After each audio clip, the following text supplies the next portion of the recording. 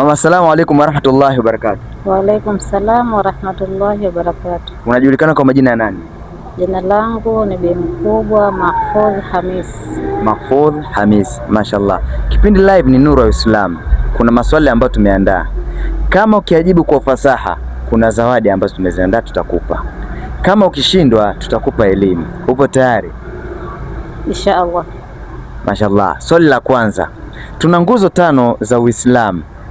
Kuamini vitabu vya Mwenyezi Mungu ni miongoni mwa nguzo za Uislamu? Hapana. Hapana.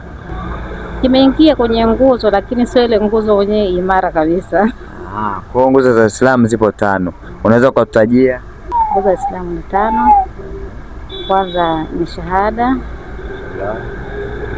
La pili, kwanza ni shahada. Muamini mtume na vitabu vyake.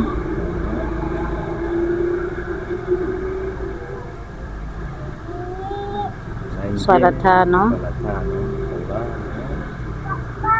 Kwenda Maka kuhiji.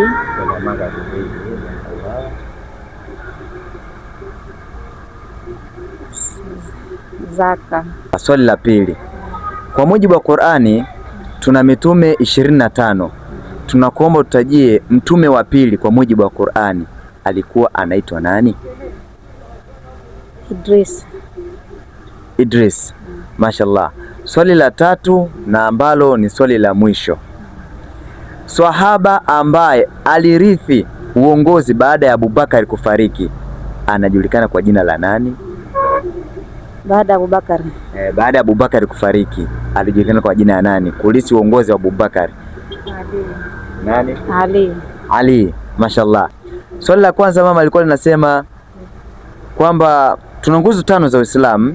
Nikakuuliza, je, kuamini vitabu vya Mwenyezi Mungu ni miongoni mwa nguzo za Uislamu? Ukasema sio miongoni mwa nguzo za Uislamu. Hapo umepata. Lakini mbele ukaja ukachanganya, nikakuambia kwamba ututajie nguzo za Uislamu, ila ukaingiza kuamini vitabu vya Mwenyezi Mungu. Ukasema kuamini mitume na vitabu vyake, ukasema ni nguzo za Uislamu. Sio nguzo za Uislamu.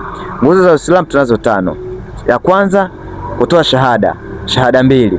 Ya pili kusimamisha swala. Ya 3 kutoa zaka. Ya 4 somo Ramadhanu. Ya 5 wa hajjul baiti man istataa ilaihi sabila. Nimekuuliza swahaba ambaye alimrithi Abubakari baada ya yeye kufariki alikuwa, ulisema Ali. Si Ali. Aliyomrithi ni Umar